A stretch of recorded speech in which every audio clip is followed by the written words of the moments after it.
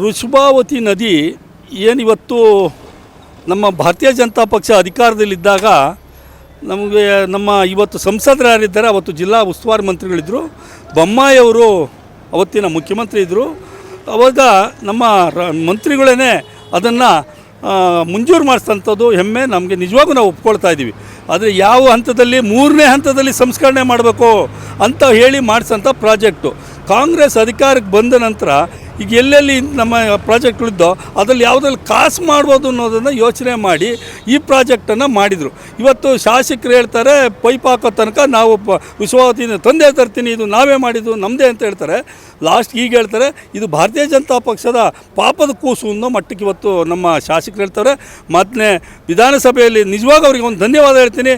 3ನೇ ಹಂತದ ನೀರನ್ನು ತರದೇ ಹೋದರೆ ನಾನು ಈ ನೀರನ್ನು ಯಾವುದೇ ಕಾರಣಕ್ಕೆ ಬಿಡಲ್ಲ ಅನ್ನೋ ಒಂದು ಮಾತನ್ನು ವಿಧಾನಸಭೆಯಲ್ಲಿ ಅವರು ಒಪ್ಕೊಂಡಿದ್ದಾರೆ. ಅದಕ್ಕೆ ನಾನು ಇಡೀ ಶಾಸಕರಿಗೆ ಧನ್ಯವಾದ ಹೇಳ್ತೀನಿ. ಇದು ಹೋರಾಟ ಬೇರೆ ಬೇರೆ ಇರ್ಬೋದು, ಬೇರೆ ಪ್ರಶ್ನೆ, ಆದರೆ ವಾಸ್ತವ ಸ್ಥಿತಿ ಬೇರೆ ಇದೆ, ಇಲ್ಲಿ ನಡ್ಕೊಂಡಂಥ ರೀತಿಯೇ ಬೇರೆ ಇದೆ. ಅದು ಇಡೀ ಜನಕ್ಕೆ ಗೊತ್ತಿದೆ. ನಮಗೆ ಭಾರತೀಯ ಜನತಾ ಪಕ್ಷ ಅಧಿಕಾರಕ್ಕೆ ಬಂದರೆ 3ನೇ ಹಂತ ಸಂಸ್ಕರಣೆ ಮಾಡಿ ನೀರನ್ನು ತರುವಂಥ ಕೆಲಸವನ್ನು ನಾವು ಮಾಡ್ತೀವಿ ಅಂತ ಹೇಳಿ ಇವತ್ತು ವಾಗ್ದಾನ ಮಾಡ್ತಾಯಿದ್ದೀವಿ.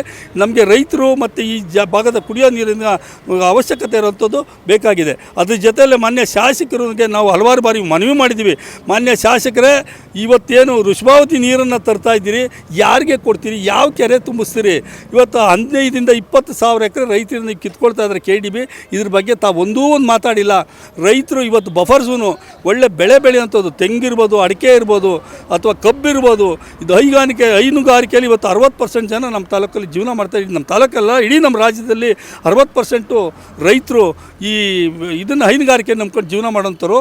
ಇವತ್ತು ನಮ್ಮ ಸುತ್ತಮುತ್ತ ಹಳ್ಳಿಯವರು ಹೈನುಗಾರಿಕೆಯಿಂದ ಇವತ್ತು ಸಾಕಷ್ಟು ಹಾಲನ್ನು ಇದಕ್ಕೆ ಕೊಡ್ತಾಯಿದ್ದೀವಿ, ನಂದಿನಿ ಅವರು ಇದಕ್ಕೆ ಕೊಡ್ತಾಯಿದ್ದೀವಿ, KMFಗೆ. ಇದನ್ನು ನಿಲ್ಲಿಸಿ ದಯವಿಟ್ಟು ಈ ಇದೇನು ಭೂ ಮಾಫಿಯಾ ಇದೆ, ಇವತ್ತೇನು KDBನ ಇಟ್ಕೊಂಡು ರಿಯಲ್ ಎಸ್ಟೇಟ್ ದಂಧ ಮಾಡ್ತಾಯಿದ್ದೀರಿ, ದಯವಿಟ್ಟು ಇದನ್ನು ತಪ್ಪಿಸಿ ರೈತರ ಕೈಯಲ್ಲಿ ಭೂಮಿ ಇರಂಗೆ ಮಾಡಿ ಫಸ್ಟ್ ಇದನ್ನು ಮಾಡಿ. ನೀವು ನೀರನ್ನು ತಂದು ಬಿಡುವಂಥ ಕೆಲಸನ ನೀವು ಹೇಮಾವತಿ ನೀರು ಬಿಟ್ಟರು ಅಷ್ಟೇ, ಕಾವೇರಿ ನೀರು ಬಿಟ್ಟರು ಅಷ್ಟೇ. ಏನಕ್ಕೆ ಬಿಡ್ತೀರಿ? ಎಲ್ಲ ಜನಗಳನ್ನು ವಲಸೆ ಹೋದ್ಮೇಲೆ ಮತ್ತು ನೀರು ಏನಕ್ಕೆ ಬಿಡ್ತೀರಿ ನೀವು? ದಯವಿಟ್ಟು ಇದನ್ನು KDBಯಿಂದ ತಾರ್ತಕ್ಕಂಥ ಈ ಏನಿದೆ ಮಾಫಿಯಾ, ಇದನ್ನು ತಪ್ಪಿಸ್ಬೇಕು ಅಂತ ಈ ಕೂಡಲೇ ನಮ್ಮ ಶಾಸಕರಿಗೂ ಆಗ್ರಹ ಮಾಡ್ತೀವಿ. ನೀವು ನಿಂತ್ಕೊಳ್ಳಿ, ನಿಮ್ಮ ಜೊತೆ ನಾವು ಹೋರಾಟಕ್ಕೆ ಇಳಿತೀವಿ. ರೈತರನ್ನು ಉಳಿಸಿ, ದಯವಿಟ್ಟು ಈ ಭಾಗದ ರೈತರನ್ನು ಉಳಿಸಿ ಅಂತ ತಮ್ಮಲ್ಲಿ ಮನವಿಯನ್ನು ಮಾಡ್ತೇವೆ.